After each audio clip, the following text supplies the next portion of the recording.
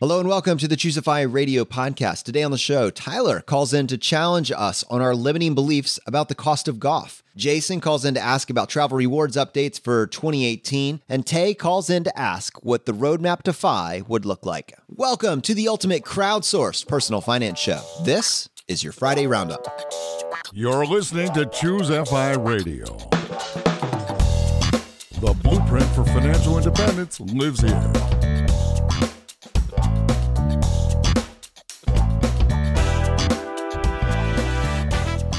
If you're looking to unlock the secrets to financial independence and early retirement, you're in the right place.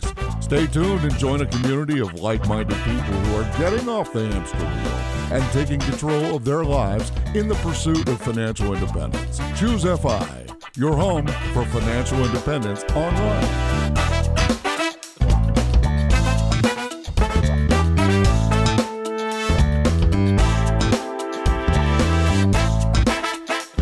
I can't wait to hop in and talk about this past week's episode with Jillian, Montana Money Adventure. What a powerful episode, and there's so much to talk about. And to help me with this, I have my co-host Brad here with me today. How you doing, buddy? Hey, Jonathan, I'm doing really, really well. This episode with Jillian was just fantastic. I know I say this fairly often, like, oh, this episode was in my top 10 or something like that, but this one might have been my favorite episode. I just was absolutely enthralled with her story and all the tips she had to pass along for living a better life. And I was just really, really impressed. And yeah, Jonathan, what's going on in my real life here is I think my car might be on the way out. It's a little bit scary here. No, Golden Boy taking one for the team. Do you remember that Seinfeld episode? No. Tell me. Well, Jerry Seinfeld has a favorite shirt, right? I mean, he has a favorite shirt that he has held on to for years and years. And eventually, as with all things, it disintegrates, right? And so he has to replace it with baby blue, his second favorite shirt. So the question is, because you have a Honda, you have a 2003 Honda. In theory, you could keep this thing running for the next 1,000 years. How far are you going to push it? I don't know. I'm kind of not at that point yet. I've noticed the car is just not functioning as well as it used to. And I, in the last couple of days, noticed a little gas smell kind of right outside the passenger wheel well in the rear of the car. And, obviously anytime you smell gas, it's not a good thing. And it just seems like some things are breaking down and it's a little bit frustrating. Like, A, I don't know anything about cars, so that's kind of a bad situation. But B, I've built part of my FI identity around this wonderful 2003 Honda Civic. And I don't really want to give it up. And that's warring with, well, dummy, how much money are you going to spend putting into a car that's 15 years old? It's a kind of a weird conundrum. And I'm getting way ahead of myself here because I literally just brought the car into the shop about an hour ago. So if you hear a phone ringing in the background, that's them calling to tell me what's going on. But yeah, I don't know. What are your thoughts on like how much money to sink into an old car? Like, have you ever thought about that in your analysis? Well, a couple of things come to mind, and there's a lot of different directions I actually want to take this because this is a fascinating conversation. And historically, I've been so bad at cars, but we did that episode. It was episode 22, the true cost of car ownership. So let's first of all just talk about the fact that you've had this car. I think you bought it. Did you buy it brand new? I bought it brand new in August of 2003. So, I mean, it's literally coming up on 15 years, almost to the day. What was the purchase price back when you got it? I don't remember the precise dollar, but it was like $15,000 plus or minus a couple hundred. All right. So it's a Honda. So they will always have some value until they literally have no tires on there and there's no engine in there. You're always going to be able to sell it for something. So if you were to sell it, you would probably get a floor of what, around $1,000, $2,000, something like that? Oh, I would think at least. I mean, there's less than 120,000 miles on it. So yeah, it wouldn't shock me if I could sell it for, who knows, $2,000 to $5,000. I don't really know precisely, but yeah. Okay, so $2,000 to $5,000. So your cost of car ownership, just from a depreciation level, is roughly right around 10 to 12K. So it's cost you 10 to 12K to have that car over the last, 15 plus years, which what we found out is that when you add in all of the different factors for car ownership, which we clearly didn't do with your scenario, but like when you go get the brand new car that's the gas guzzler and you add into it the depreciation, the insurance, the gas, on average, the individual it's costing them around $7,000 a year to drive that big gas guzzling vehicle. So you've been at basically a small fraction of that for this period of time. But then the question is, if you were to go purchase a new one, what would you get? Now, clearly you're in a financial situation where you would need to finance a car at this point. You would likely just end up paying cash for it unless the economics were so compelling, like the interest rate's so low and you're able to get such a great deal. But I think what I came away with was not just how much is a car costing you, but like how to win with car ownership. And I think that you take a huge hit when you buy it brand new. I would say that the depreciation slows after, 3 or 4 years. But I mean, if you're willing, you could, if you were to get like a 2010, 2011 Toyota or a Honda, that would be probably the ideal scenario. You have something that's likely going to run for another 10 to 15 years. If you were able to get something that has relatively low mileage on it, that's obviously going to make that more viable. Your repair costs are so astronomically low and your resale value are high. You tie that to something that's a gas sipper. It may or may not be a hybrid, but just because Toyotas and Hondas are so efficient, you get something that like a Honda Fit. I don't know. You got that little hatchback tied into it. That to me kind of seems like, in my mind, having just been horrible with cars all this time, kind of the middle model I work into. What do you think?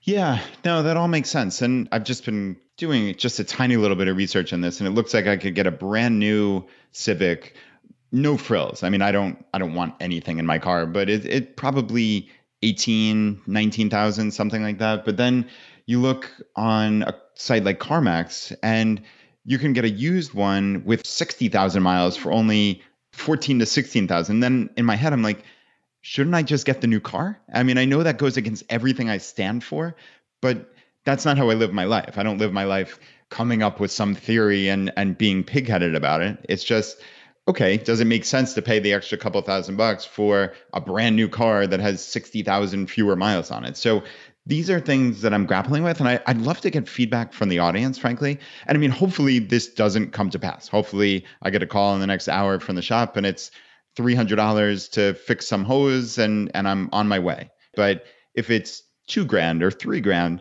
then we've got a decision point, right? Like it's hard to throw $3,000 into a 15-year-old car. And then I come to this point of, what do I do? Unfortunately, the economics seem to be not as clear-cut as I would have hoped. And what we had seen with Laura's Highlander when we bought it was she basically did exactly what you're describing. She got it more or less 50% off the retail price by just buying, I think at that point it was 4 years old with only like 30,000 miles. I think it was 27,000 miles. And she got it for $16K instead of $32K, which is what it would have cost approximately new. So, that was a clear slam dunk, but it's not as obvious with the Civic. So, yeah, it's something I fear I'm going to struggle with. I think it's interesting to talk about context of what this financial choice for you in terms of your car will actually mean for your financial situation, because there's many of us, most of us, myself included, are on the path to FI. Every financially related choice that we make has a greater impact because it affects our ability to reach the point in time where we've created this perpetual money-making machine. But there is a point in time at which you have created that perpetual money-making machine. Your money is now earning enough money for you. And probably at some point, it's earning more for you than you even need. And I'm wondering, as you're kind of battling with how much to spend on this vehicle, obviously you're still making a very practical choice. You're not talking about a $40,000 or $50,000 car. You're talking about a $10,000 to $20,000 car. And you could easily just pay for this cash at this point. You still view it as a utilitarian vehicle. It's still a point to get from A to B, but the nuances don't matter as much. Is that kind of weighing into your decision? Yeah, that's an interesting question, Jonathan. And I hate to minimize it, but yeah, that $3,000 difference, kind of as you're alluding to here, it doesn't matter quite as much as it would have 5 or 10 years ago. And clearly I don't want to minimize this issue for other people who are trying to save up those $3,000 or are trying to get out of debt. That's the whole beauty of this FI journey, is that we're all at different places. That all said, I'm still a valuist at heart, and I always will be, no question about it. And like you said, I would never buy a $40,000 or $50,000 car. That's just not something that would ever cross my mind.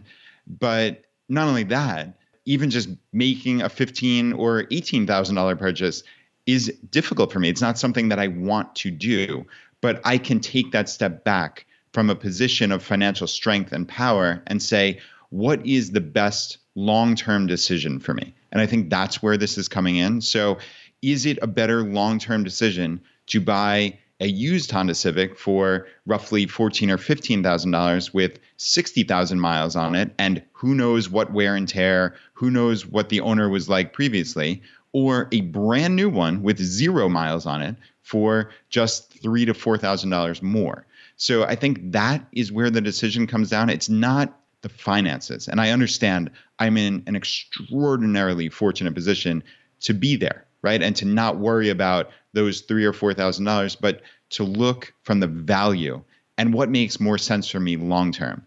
So, I mean, does that make sense as far as reasoning goes? Yeah, as I was even thinking back again to the episode that we referenced, episode 22, the true cost of car ownership, I think anybody listening to this needs to go listen to that first for more context. As I remember, we kind of put together, two different pieces to talk about that. We had your piece, which is talking about how bad it is for your finances to manage the payments over extended period of time, always upgrading your car into the next car over a period of 20, 30, 40 years. And then I was adding into this, the unseen cost of car ownership, and we kind of tied those together. But even in the early days for you, it wasn't so much buy a used car as much as buy a car, never sell it until it disintegrates into nothing. And you've kind of lived that out. You've had this one very economical choiced car, this Honda, for 15 years now. And because you didn't, after 3 or 4 years, upgrade to the next one and then continue that $250 a month payment or $300 a month payment, you have that. I mean, that one choice over a 30, 40 year period has been worth literally $1 million. Yeah. And it's funny because when I set up that original article way back when on my old site, richmondsavers.com, I set it up as having car payments for 5 years, then no car payments for 10 additional years, basically owning the car for 15 years and just doing that basically 3 times in a 45-year period. That's kind of where I am right now. I haven't had a car payment in 10 years. I've owned my car for almost 15 years to the day. So of course, I'm hoping that the car's fine and I can have it for another 10 years, right? So clearly, I'm not looking to make this a self-fulfilling prophecy that, oh, I only have it for 15 years and I junk it. I mean, the ideal scenario is I never buy a new car again. But it is interesting that I have not made a car payment in 10 years. So it's not about managing the payments for me. Certainly, it's not about anything. It's just about, do I have that need? And then, okay, if there is a need for a new car, if it doesn't make sense to pour more money into this old car, then what's the best value for me long term? I think that's where my decision comes down. Yeah. And what's really cool is just in that one frame, in that one interim, right? From the beginning, when you purchase that car till now, the end of this 15-year run, you have reached financial independence. So it's kind of like you're testing your hypotheses out, but at the same time, you're benefiting from said hypotheses because you've hit 5. Yeah, I love that. And not terribly coincidentally that I hit 5, because I made a lot of decisions like that just set up the structure of my entire life that just doesn't cost that much. So that was my FI journey, is making a couple of these big decisions on housing, on car, on food, on cutting down my phone expenses. Those things created a significant margin in our lives that enabled us to save tens of thousands of dollars a year without batting an eyelash and without making our lives this point of deprivation or anything negative. It was just these couple of little decisions, and we still have lovely cars. We still lived in this fantastic 4-bedroom house in the nicest part of the entire Richmond metro area. So like, this is not an oh, poor me scenario. It's just making slightly optimized decisions and having it work out over a 15-year period. Well, I'm rooting for Golden Boy, but either way, it's a really cool story. Thanks, man. Yeah, I'm rooting for Golden Boy too here. Well, let's go ahead and talk about this past week's episode. As you pointed out, this was probably one of the more poignant episodes that I've ever participated in. And I kind of think about, as a listener, I can say this as a listener and as a reader of blogs, when I would read about somebody that accomplished something remarkable, in many cases, I would look to see if they had a similar story as myself, if there were different things about their story that I could relate to. So maybe I was looking at someone that had a similar income bracket or someone that was in a similar profession, someone that came from a similar background, grew up in a similar area, all these different things. It was truly remarkable with Jillian to see someone that, started at a below median income line and was willing to make radical choices, had a large family, was willing to basically do extended amounts of travel, found a way to save up and purchase a home cash. I mean, what she did, she towed the line on being willing to make hard choices. And when you look at her life now, you see directly how she benefited from that. But it leans into this concept that you have talked about many times: discipline equals freedom. Yeah, you're exactly right. And that's become one of the unifying theories behind my entire life. I think about it all the time now. Discipline equals freedom. I absolutely love that. And it's just having that framework of discipline to do the right things structurally in your life that allow for freedom to do the things that you want to do. It's funny, like as it's pervaded my thought process, I just see it more and more often. Even something as simple as we spent 45 minutes looking around our house for my daughter Molly's swim goggles because we didn't have the discipline to just put it into the bag right away, like we should every single time, because then we don't have to worry about that. I know that's a silly little example. It's doing the right things habitually to then allow yourself the freedom. We could have spent that 45 minutes playing a board game or reading together as a family or doing anything, right? But because we weren't disciplined, we lost that 45 minutes. And that was just really frustrating. And it's a tiny little example, but I think what Jillian has done, and it was an answer to my question of like, how did she get the audacity to do all this? And she said it was from resilience and grit. She said, these are some things I've learned to practice my entire life. And then she followed up with, how did she learn that grit and resilience? And she said that we need to cross-train our life, learning to do difficult things in areas that are low risk, learn to become deeply uncomfortable with things. And when you're full of fear, but don't let it overwhelm our systems, she said. And I just absolutely love that. It's inoculating yourself against fear. It's putting yourself purposefully into uncomfortable situations so that you don't freak out, right? You understand how to react in all sorts of uncomfortable and fearful situations by putting yourself into those situations, like she said, in low risk areas. I just thought that was a brilliant strategy for life. And these quotes, obviously aren't originated by Brad and Jonathan, but that's fine. That's great. I mean, it's you don't have to always come up with the best idea yourself. It's seeing great ideas that other people have and then implementing in your own life. It's not just talking about it necessarily and saying, oh yeah, that's nice, but it's actually taking action with it. And that's what you saw Jillian did. There's this other quote that we've kind of mentioned several times. I think it's by Jerzy Gregorek, and it's easy choices, hard life, hard choices, easy life.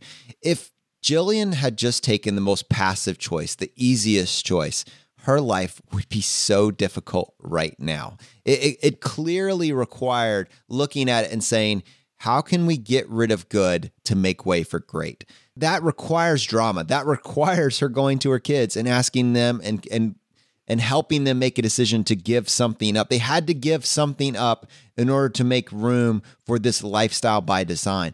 But you go from hearing, wow, they have all these challenges. Wow, how are they going to make it from one week to the next, to almost a little bit of envy.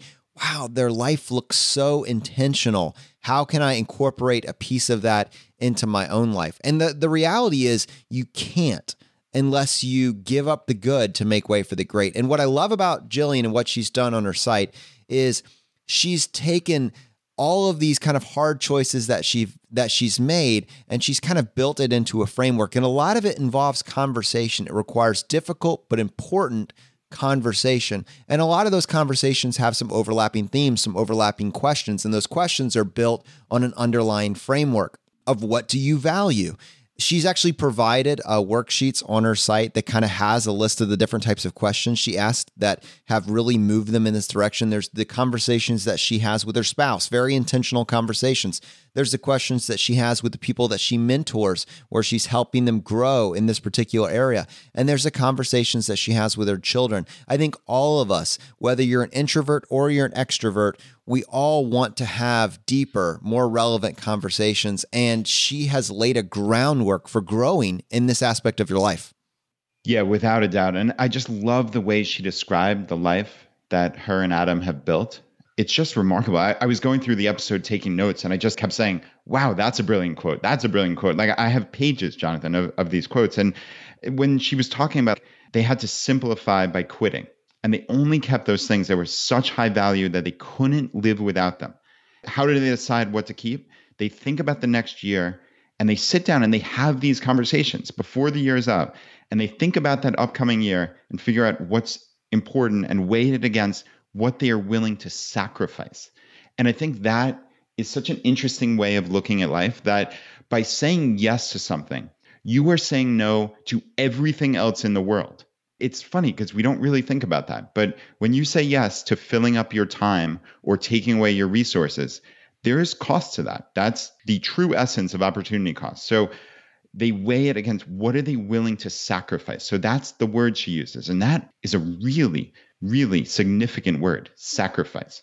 And then she talks about, again, these conversations, creating your ideal day, month, year, and then line it up with your current spending and your current schedule. And it's like a proof is in the pudding type scenario, right? She compares it and says, where is there a disconnect? These are the people that she mentors.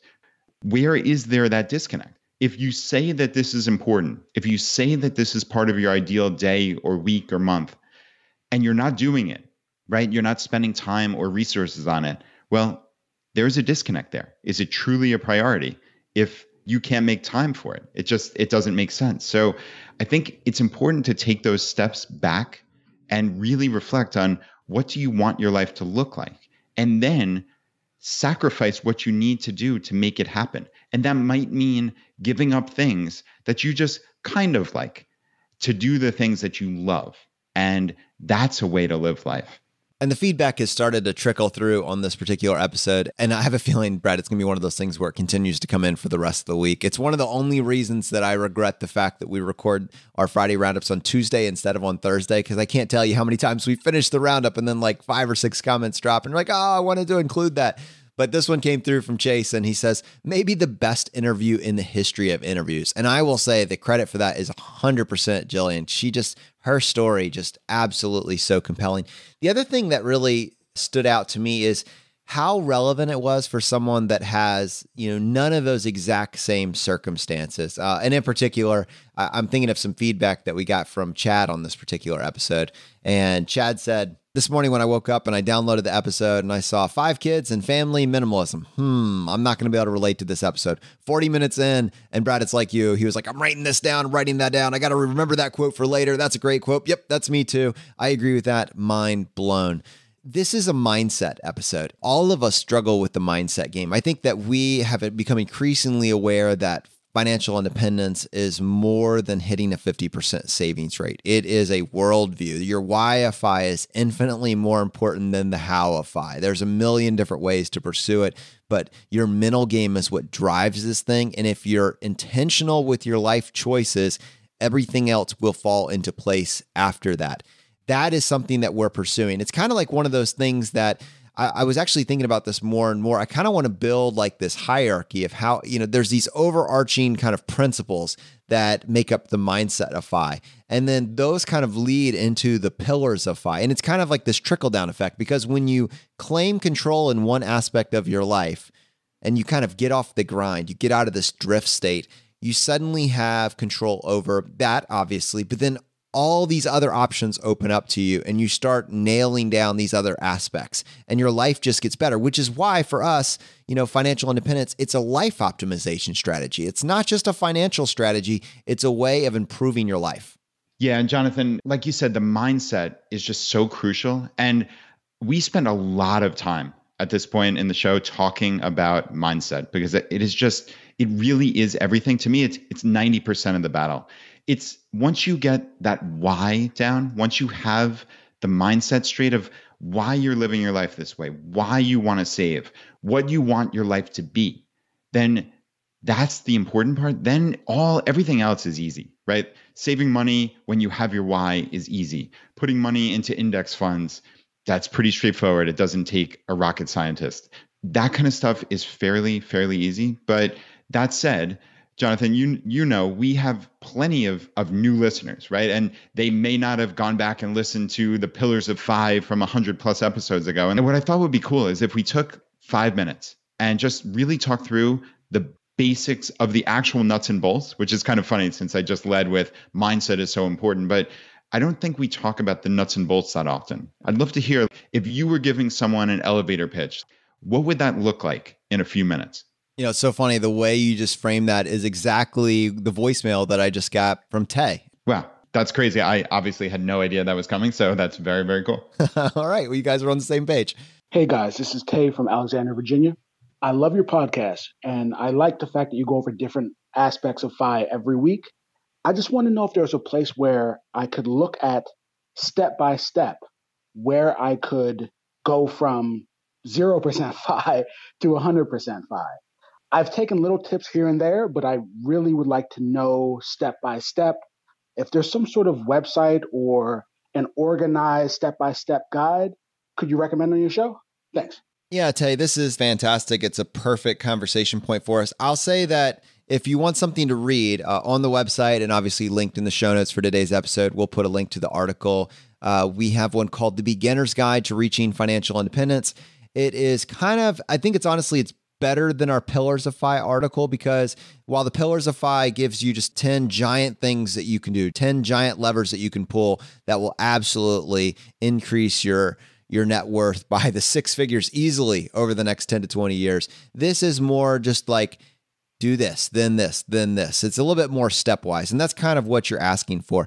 I think one of the things that has made kind of setting out a roadmap to FI a little bit more difficult is that people are starting in different places. For instance, with Dave Ramsey, he's the get out of debt guy. So if you're massively in debt, it's a little bit more focused. We just need to pay down the debt. But reaching a point where you don't have to work for money anymore, where you're financially independent, there are a lot more ways to tackle that. And it's not necessarily as myopic. Hey, we just need to pay off this debt. So I think this is kind of where we can tie in just a few mindset ideas and then a few actionable points to get started. With mindset, for me, the biggest thing is intentionality. So I like to think that you don't know what you don't know until you do. You just kind of start with that. And so, okay, I need to position myself to find out what I don't know. So you're listening to this podcast, you're listening to shows like this, you're reading, good material, good books, you're exposing yourself to good information, and that's kind of changing your world frame. So that's one. The other is a growth mindset. You can be anybody that you want to be. You can learn anything that you want to learn. You are not a fixed entity. It's just a matter of, are you willing to apply your mind to something other than staying caught up on Grey's Anatomy? The third aspect of this is the aggregation of marginal gain. So you're going to get, I don't care if you're not an expert tomorrow. We're just going to try to be a little bit better, tomorrow than we were today, and so on and so forth. And not just in one aspect, but in every aspect of our life. So Brad, for mindset, does that feel like low-hanging fruit, kind of the three different things that kind of cover us from a mindset perspective? Yeah, I love that. That's a really, really great overview. And then you get into the nuts and bolts, right? Yeah, that just kind of sets us up. So nuts and bolts. The first thing is, in my mind, it's always just, where are we right now? Tracking our expenses. What does our life actually cost? Most people have no idea. And frankly, a lot of people think that this process is much more complicated than it really is. I imagine if I were to think back, if you were to watch a DVD series like Financial Peace from the 90s, and they were talk about setting up a budget and everything else, that you imagine having these documents of paper out and you're trying to track bills and write them down. And it just makes it very, very messy. I would encourage you to use a free software like Mint. Mint.com. It is owned by the same people that do TurboTax. You can basically update into it in one afternoon. You can load it with every single credit card that you have, every single bank account that you have, and it can quickly aggregate every single transaction that you've had over the last several months and then look at those going forward. And then instead of you documenting it, or really at this point, even coming up with a plan on where your money's going, all you want to know is, what do I have coming into my accounts and what's going out? And then what is that? And so literally, instead of you just tracking it and writing it down, you're just categorizing it. You're saying, all right, I made this purchase. What was this purchase? I went to the grocery store. I went to Target. What did I get? Where is my money actually going? Now that you have a baseline, we can figure out what the next step is.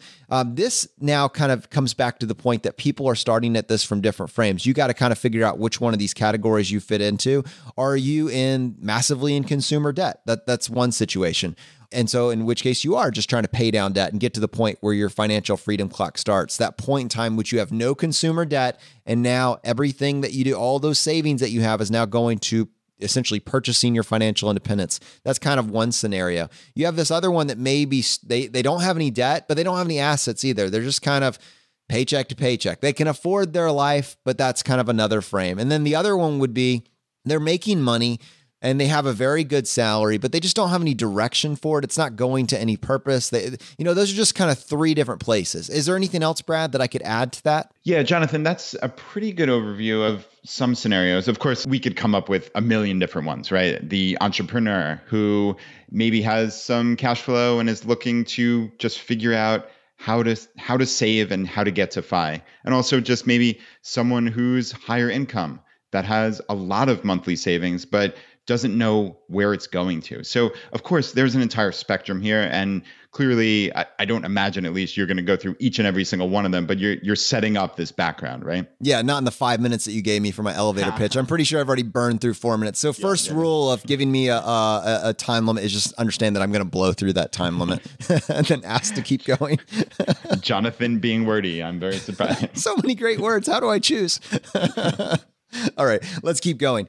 So the next, we need to understand that like all of us are bound to this incredibly simple equation that what you earn minus what you spend is the difference. And that's the gap. And we want to grow the gap. The problem with our consumer-based society is that we think the gap just allows us to purchase more stuff, thereby eliminating the gap. There's different ways that we can tackle this. We can focus on the earning side of the equation. We can focus on the spend less side of the equation, or we can focus on the gap, which I like to think of as just optimization. It could be investing. It could be building a business, building a side hustle, whatever you want to do with it. But there's kind of three different ways that we can tackle it. The pillars of FI, which is an episode that we did in episode 21, which I will not use my 5 minutes to like recycle right now, give us the easiest ways that we can tackle these different equations. It just gives us like 10 or so different levers that we can pull to either help us earn more, spend less, optimize the difference. I think the underpinning there, though, is the savings rate. In terms of knowing what it looks like to reach success, you don't have to do everything, but you're going to have to do something. You're going to have to make a different choice than you're making now if you want to get a different result. That's just ultimately what it comes down to. And depending on whether or not your problem is a spending problem or whether or not it's an income problem, the person that is paycheck to paycheck on a $100,000 a year salary is radically different than the person that's making $12 an hour and is paycheck to paycheck. The strategy has to reflect that because it is going to be obviously much harder to get to a 50% savings rate on a $12 an hour wage than it is on $100K a year. Let's just be brutally honest about that for a second. So if we need to talk about career hacking, increasing the income, changing jobs, finding a new career, whatever that may be for you, that person, starting a side hustle, we need to have that conversation. And then we need to be willing for that person that's spending every single dime of $100K a year salary. We need to be ready to have a different conversation for that individual. Once you've figured out what your strategy is going to be, it's going to be persistence and following through on the plan and being willing to change as your circumstances change. And then finally, kind of what does it look like to succeed at this? If you can reach a point in time where you can hit a 50% savings rate, if you can maintain that savings rate of 50% for 10 to 15 years, just on your investments alone, you will reach a point in time where you have created for yourself this perpetual money-making machine, and your investments can then sustain your lifestyle for the remainder of time. Like, that's kind of a great baseline. The crazy thing is it gets even more fun and more complicated than that, because ultimately what we're talking about is creating passive income. And that can be through investments, which as defined by that 50% savings rate, you can achieve in like a 10 to 15 year window. Or we could come at it from another perspective. We could build up a rental real estate portfolio that's supplementing a portion of that. Or we could start a business, albeit one that we're passionate about and we're willing to work in, or another one that we found a way to scale ourselves out of that's producing a level of income for us. All of those can supplement and reduce the amount that we need in that investment bucket. But that's kind of the options that we have. We can pick from real estate, we can pick from business ventures or side hustles, and we can pick from our paper assets or our investment accounts. Those are our options. The fun thing is, like, we can explore these piecemeal and we can slowly adapt them into our life. Going back to the mindset, as you get rid of good, you can make way for great. Let's pivot with that a little bit and just basically say, as we get better in one aspect of our life, it opens up opportunities for us in others. And by staying on this journey, we're constantly highlighting the ideas, the patterns, the techniques that people in our community have successfully leveraged to get themselves off the hamster wheel, off the grind, and create a lifestyle by design within a 10 to 15 year window. It's just fun to be a part of the conversation. I think it is the most addictive conversation you could be a part of. That was a really good overview, Jonathan, for sure. It's hard not to let the mindset come into this, because that is what it's all about. So I think you did a really admirable job there of weaving the two. And for a lot of people, it's just accumulating these small wins. I think while it's easy to say earn more money or start a business, for a lot of people, that's not something that can happen tomorrow necessarily. They can obviously get on the path and they can start looking at other jobs, et cetera, et cetera. But I think for most people, if they felt like they could earn more money tomorrow, they probably would do it. So for me, at least, and of course, everybody approaches FI in a different perspective. Like for me, the earning more money is slightly secondary when you're getting started on the path to looking at your expenses and seeing what little wins you can rack up. Can you cut your expensive T-Mobile cell phone and get a phone through Republic Wireless, like my wife Laura and I have? And it's under $20 a month for each of us. And the service is fantastic, right? So that saves us a couple of $100 per month, actually. I mean, then that's almost a couple $1,000s per year just for a simple choice that has no negative impacts on our lives. Then can you look at your grocery bill and maybe shave off a couple $100s between going out to eat and buying fancy prepared foods at the grocery store, and instead make some nice, healthy, nutritious meals at home that can save you both money, of course, and time by preparing them in batches, right? So you're clawing back time in your life there. That's a couple $1,000s a year easily. So those are two simple choices that you can make that open up a little bit of that gap. And then you start getting into some of the bigger things, right? The cars, maybe looking at your house. Hey, do I need this big a house? Is this something that I could contemplate changing? You know, you can start cutting the cord. You can do just all of these things that eventually it's not so small anymore, that gap, right? You're opening up potentially tens of thousands of dollars and you're not impacting your quality of life negatively at all. So the whole point is creating this savings and then stocking this money away. And we suggest really maxing out your pre-tax buckets. So your 401ks, your 403bs, 457s, traditional IRAs, those type of vehicles, HSAs are another. And because that lowers your taxable income and thus your tax liability this year. And again, it's control what you can control. By maxing out those buckets, you control your tax liability to a large degree.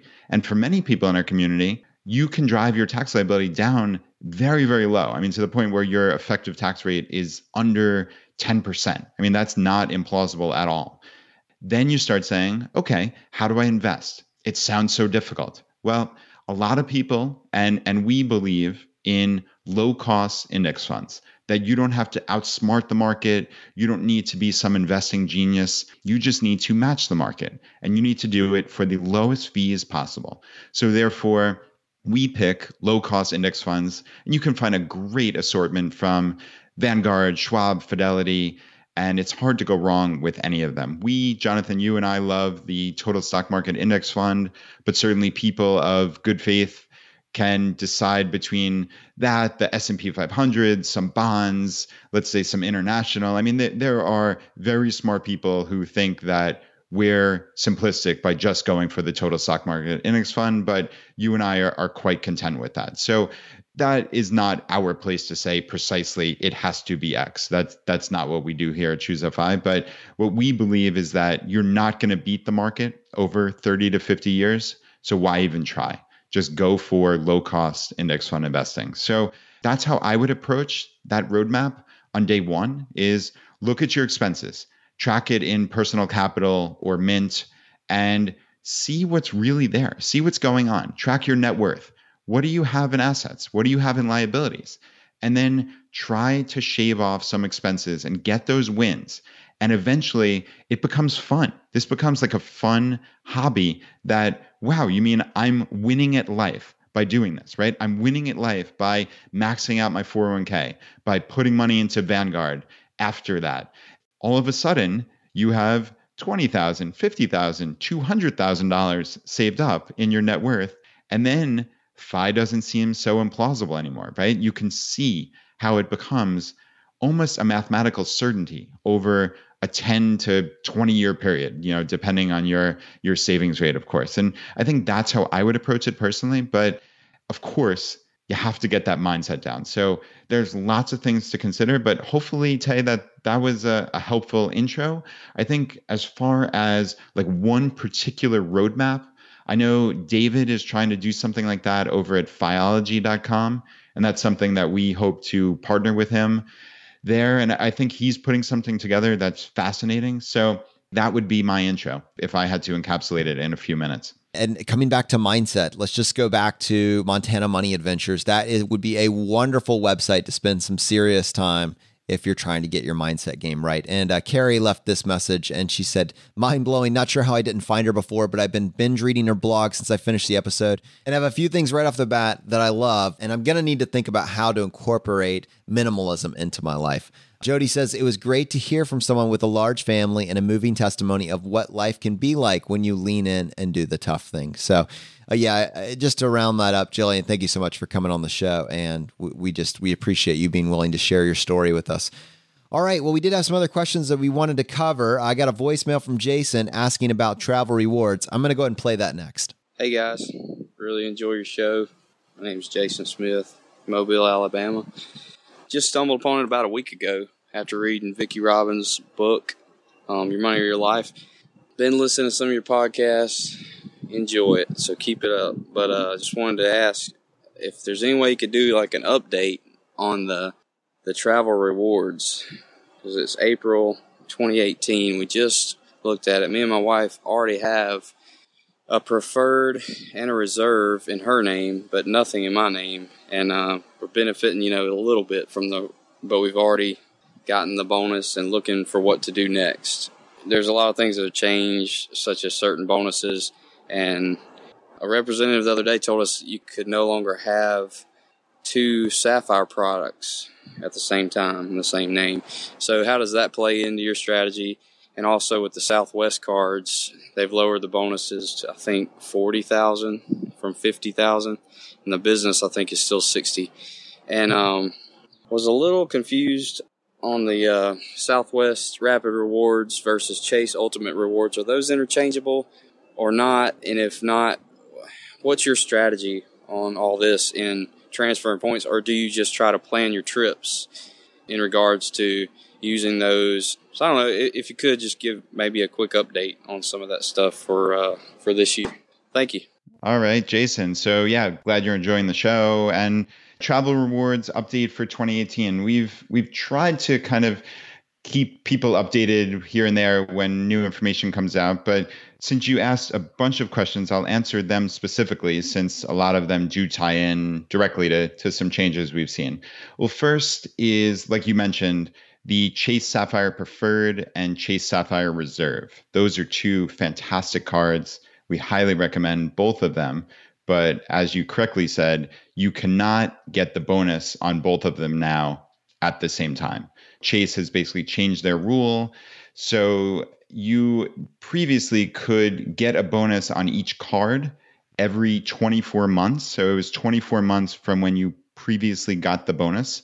That was their rule. But now they've made it that basically the Sapphire products are considered one card in essence for that particular rule. So you cannot get a bonus on the Sapphire Preferred and then 6 months later get the Sapphire Reserve. It just does not work that way. So you do need to wait that 24 months in between.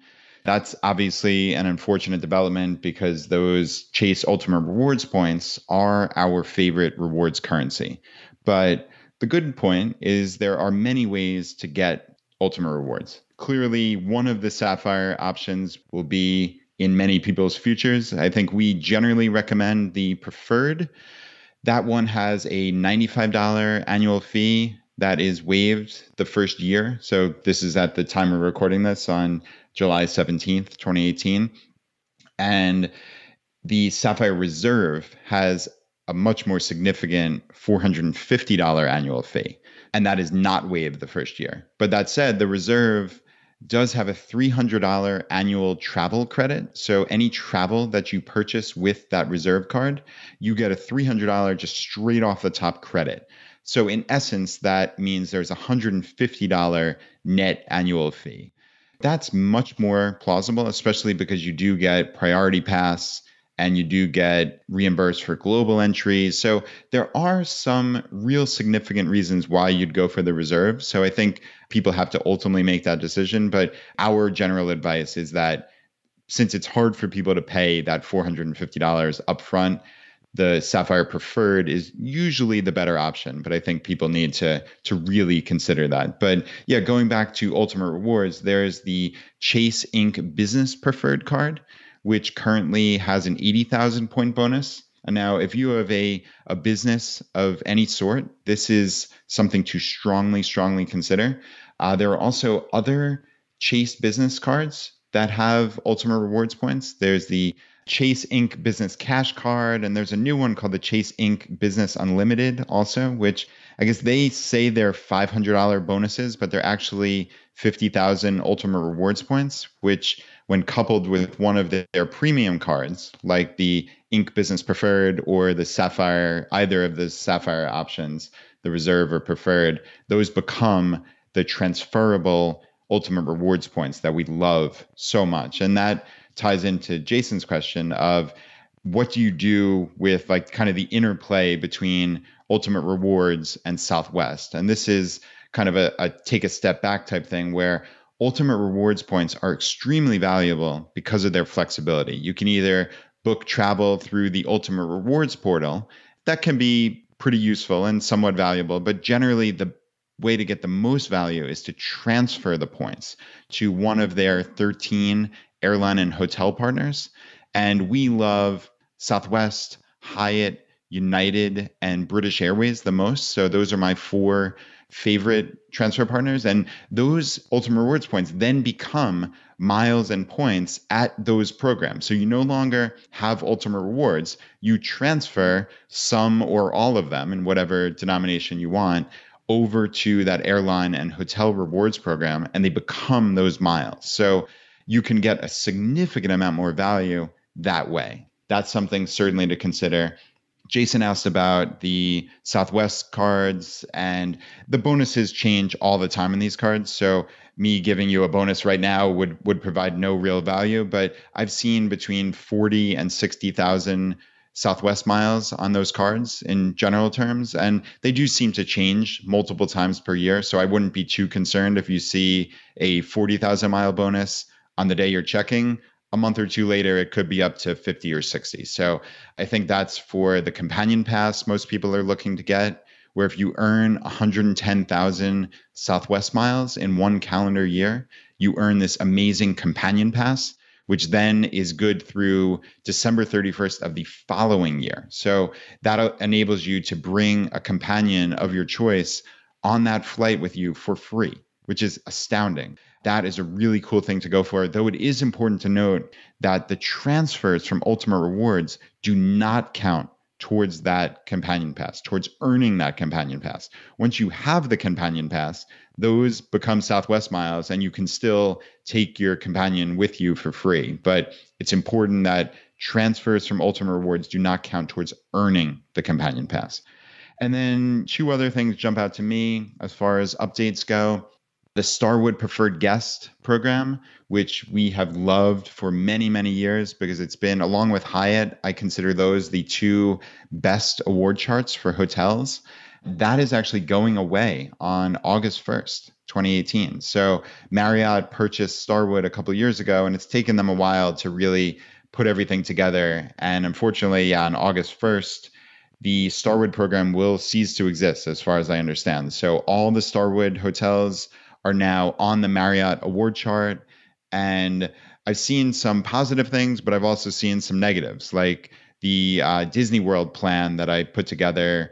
It used to be a fairly reasonable amount of, let's say, 10,000 Starwood points per night, or more recently, 12,000 Starwood points per night. Because it's 3-to-1 to Marriott, that would be roughly 36,000 Marriott points is what you'd expect. But they hiked it up to 50,000 points per night. So that was a really unfortunate circumstance. But for the most part, the award chart, it was not as terrible as people were hoping. So You cannot get the Starwood card with the big Starwood bonus anymore, but there are multiple Marriott cards. So that's a positive thing. And then in really recent news, the Barclay Card Arrival Plus just came back. They had actually removed that product entirely a couple months back. That was really unfortunate because along with the Capital One Venture Card, which we love, those are what I call fixed value cards, where basically you just pay for the travel with those credit cards and you get to wipe out some or all of the expense, depending on how many points you have after the fact. And they're fixed value because those points are worth 1 cent per point. So basically 50,000 points are worth $500. But if you can find great deals on travel or Airbnb or something like that, you can just pay for it with your venture card and then wipe out the expense afterwards. So they're really, really great cards for a lot of people who don't want to go through the hassle of booking a traditional frequent flyer mile seat or a hotel night. There's some value there. And yeah, this Arrival Plus card just gives you a second great option as far as fixed value personal cards go. And of course, there's always the Capital One Spark Miles for Business card if you're looking for a fixed value card for business. So yeah, I mean, that's what jumps out to me right now. I don't know, Jonathan, do you have anything to add? Well, just one question. So I do have a Starwood card. I have the Amex Starwood Preferred. Anything that I should be aware of specifically with that card? Sorry, super selfish question. No, it's a good question. I truthfully do not know what's going to happen to the actual card. I suspect, though I should know this, I suspect you'll just start earning Marriott points from the card and it'll just be basically 3 times whatever you were earning before. That is complete guess. There's no knowledge there whatsoever. But what I know will happen is your Starwood points, which I think is really what you're asking, is, hey, I've got points sitting in my Starwood Preferred Guest account. What's going to happen to them? They are going to become Marriott points. So they'll basically take your points. Let's say you have 30,000 sitting there. They will become 90,000 Marriott points. Okay. So if really simple. So if you don't have a Marriott account already, what I would suggest is just quickly creating one, just to cut down on hassle of like them creating an account for you and then maybe you not being able to log in and having to make a phone call. Just take a minute and go to the Marriott site and just create a free rewards account. And then you can actually link up those accounts for free, obviously. Just link your Starwood to your Marriott. That'll make it a lot more seamless. And since it's basically just a couple of days before August 1st anyway, you might as well just transfer your points over to Marriott rather than them do it. So that's what I would suggest to people. But otherwise, they'll pretty much take care of that for you. Awesome. All right. Thanks, man. Yeah, that's a pretty solid update. And we will, if you're listening to this show live, we will, as updates come down the pipeline, we will always try to keep you up to date using the Friday Roundup as a vehicle to let you know what the latest and greatest is on that account. So, hey, thank you so much, Jason, for the question. And I have one more for you, Brad. Now, this is not travel rewards related. This is actually a challenge that we got on our limiting belief about golf that we came up with, that we talked about on this past week's Friday Roundup, which I believe was 83R. We were basically talking about how to pick your hobbies. Tyler felt strongly that we had pigeonholed ourselves and we were not thinking creatively enough about how you could both enjoy golf and do it in a way that checks all the check boxes that you could want for a awesome hobby. Hello, Brad and Jonathan. My name is Tyler, and I'm 24 years old. I would like to add some input on your limiting belief that golf has to be an expensive hobby. Golf is what I value and prioritize, but there is always a way to make smart financial decisions no matter what you do. From age 18 to 20, I worked at a private golf course. I would wash clubs, get golf carts ready, and set up the driving range. This was a great summer job, which included above minimum wage pay, roughly $20 a day in tips, and the ultimate benefit, free golf. Now, I am working my 9 to 5. I, like a true FIer, created a spreadsheet of all the golf courses within a 30-minute drive of my office. The spreadsheet has detailed things such as yearly fees, the time it takes to drive from work and home, and the miles needed to drive from work and home.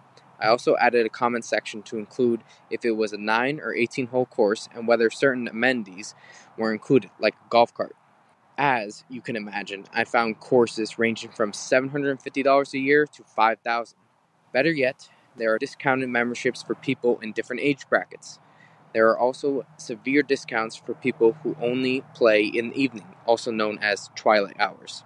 The course I am currently playing has a monthly membership. The cost is $40 per month, and with that, you can hit 2 big buckets of range balls per day, with unlimited access to the chipping and the putting green. The monthly membership affords me the ability to play 18 holes anytime after 5 p.m. for $10, which includes a golf cart. For someone that lives in New England, the length of the golf season can be quite short, about 6 months. To calculate the total cost of my golf membership, I first multiplied 6 months by $40 per month to get a minimum cost of $240 to practice and improve my game. I plan to play 2 times during the week, which I then multiply by 4 weeks per month. Then multiply that by another 6 months, and that equals $480. So my total golf membership for 6 months of pure enjoyment would be a maximum all-in price of $720. More than half the times I decide to walk while I play, which is a great form of exercise, especially after sitting at my desk all day. One thing I forgot to mention, the course I play at is ranked in the top 10 public courses in all of New England. Talking about the social boxes to check off, golf is a great way to meet new people and gives you plenty of time to get to know someone.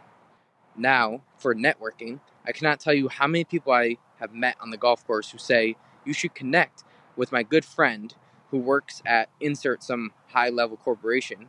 I will give you his/her contact information and text him/her for you. Brad and Jonathan, it all comes down to what you value in life. Jonathan, I do not have a child of my own right now, but when the time comes, I know golf may not be something I value at that point. Brad, I am trying to master golf as you are Brazilian Jiu-Jitsu. Everyone is unique, and what is important to one person can certainly not matter one iota to another. Lastly, I enjoy the podcast where you expressed you are a valuist because it finally helped me put the words to what I am. Love the podcast. Keep up the amazing content. Thank you. All right, Brad. Well, it's hard to argue against that. It certainly is. That was a great voicemail. Yeah, I think he nailed it on everything. And honestly, I think the hobby checkbox is just, it's kind of like a framework at looking at where you're spending your time. You can kind of use it as a litmus test. It's not the absolute final say on anything, but it just kind of helps you place things. And going back to this idea of getting rid of good to make way for great, I think the hobby checkbox kind of does that for us. And if you can take any hobby, it doesn't mean that hobby is going to meet the same checkboxes for everybody, right? It could do different things for different people. But I think whatever it is that you're talking about, if you kind of take it through, what is this adding? Is this adding value to my life? Is this adding value, in proportionate to the amount of time and money that I'm potentially putting into this? If you can kind of take it through that gauntlet, through that checkbox, that checklist, and at the end of it, you say, I'm very satisfied with the value this is adding to my life. How much more confident are you about that decision? And how does that indicate that as a person, you're being intentional with your choices as opposed to buying in to some sort of crazy societal structure that you didn't even realize was being imposed upon you? Yeah, no, I totally hear you. And Tyler's right for calling out limiting beliefs. Of course, you were just using golf as shorthand for something that people just spend a lot of money on without thinking. But if you're going to go through the time and effort that Tyler did to create these spreadsheets and think about ways to save by, I guess, working for the clubs or something, then of course there is a way to do this inexpensively if that's something you value, right? And clearly he does. So that's a slam dunk choice for him. And I would never second guess that ever. I mean, it just would never cross my mind. So, I mean, that is as rational of a choice as it comes. But Jonathan, it almost reminds me like your limiting belief of golf is expensive is similar to what you kind of made fun of me about my limiting belief about how expensive college was, when we talked about it a year ago. That in our minds, it's kind of shorthand for, oh, this is something expensive and it's hard to figure out ways. But as many people have talked about in the intervening year, there are lots of ways to save on college. And yeah, Tyler just showed us if you want to save money on golf, there are ways to do it, even as simply as going to twilight hours. That was just like a cool little hack, right? And should have been fairly obvious. So for all that I've made fun of you personally, Jonathan, about golf, hey, if you want to go to golf during twilight hours, that's a pretty good little way to figure this out, right? Yeah, I can work on my horizontal game as I walk back and forth across the court, getting my ball out of the weeds. Tyler, thanks so much for the call, man. That was great. And speaking of golf, man, let's talk about disc golf for a second. So we had a special giveaway this past week. We interviewed in episode 83 Cody Berman from Fly to Fi, who started a company, Arsenal Disc, and has a website at arsenaldisc with the S at the end.com, arsenaldisc.com. And for people that aren't familiar with this, apparently there is an alternative to traditional golf that uses a form of frisbee instead. It's a kind of a type of a harder round disc. There are lots of public and private courses around the country, significantly less expensive than traditional golf, and probably a pretty cool alternative if you haven't heard of it before. Anyways, we wanted to support Cody, and we purchased 2 sets of these discs, and we offered them up to our community in kind of in the drawing format that we use at the end of every show. And we had a bunch of responses, and we are going to announce our winners today. And so we pulled the good old randomizer out. Brad, who won the first set? All right. So yeah, we put it into the randomizer, and the first winner is Dylan. And actually, Brad, Dylan left this on Stitcher, which I just wanted to take 1 second and highlight it because we don't give Stitcher enough love. We always say, if you want to leave us a review, go to iTunes. If you do not use iTunes, if you do not participate in the Apple ecosystem and you still want to leave us a review, you could absolutely do so. Just go to Stitcher and there is a review set up there, and you can just follow the exact same process to enter these drawings in the future if you were wanting to participate in that. But thank you so much, Dylan, and enjoy the disc. We have one more. Our second winner is TJ. All right, guys. Awesome. Danny will be reaching out to you to get those set of discs in your hands. Thank you so much for participating. And then, Brad, we do have our regular book drawing as well this week. How many winners do we have for that? Yeah, Jonathan, we have 2 winners for the books. And the first winner is Matt. And Matt said, the best podcast out there, financial or otherwise.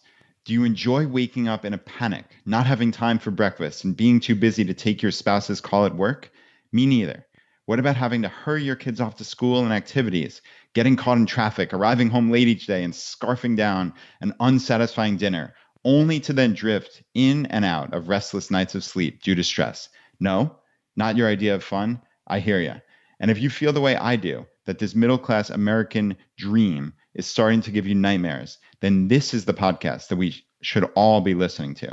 Brad and Jonathan from Choose FI have open and honest conversations about personal finance concerning real, practical, important life skills that for some reason no one ever really bothers to talk about in life. They find a way to draw in those of us who may be tempted to turn glossy-eyed and run the other way when anything financial is discussed. From cutting grocery bills and paying off student debt to investing in index funds and learning how to reap credit card rewards for free travel, these guys are educating their listeners in ways few such programs can. And guess what? It doesn't cost you a thing. In only listening to a handful of episodes to date, I can say with great certainty that I've already learned and put into action some habits that will truthfully change the course of my life. I encourage you to listen and do the same. Wow, that is an incredible review. Thank you so much for taking the time to leave that, Matt. All right, and Jonathan, we did have another winner, and the winner is Shari. Sherry says, beyond anything I hoped for, Brad and Jonathan have taken the guesswork out of financial independence by leaving no stone unturned and providing step-by-step ideas that can be implemented by anyone in any walk of life or income bracket to achieve financial independence. Choosify has had a positive impact on my own financial well-being that will continue to compound for years and possibly generations to come. Providing an infinite number of actionable tips, Choosify is truly a blueprint for FI. I am no longer frightened by taxes or investments as they have laid them out in a way that is simple and understandable. And Choosify is not just about money, it's about happiness and pursuing your passions. If you're interested in ending your financial bondage and would rather have your money work for you, this is the solution you've been looking for. Solid to the core, Choosify is the real deal. You're a student in the state of Ohio. I love it. The whole state is taking a turn to FI. All right, my friends, if you got value from today's episode, if you've been getting value from the episodes up to this point, just take 1 second and press the subscribe button on the platform you're listening to this on. It just lets the provider know you're getting value from the show and you want to be here when we produce additional content. All right, my friends, the fire is spreading. We'll see you next time as we continue to go down the road less traveled.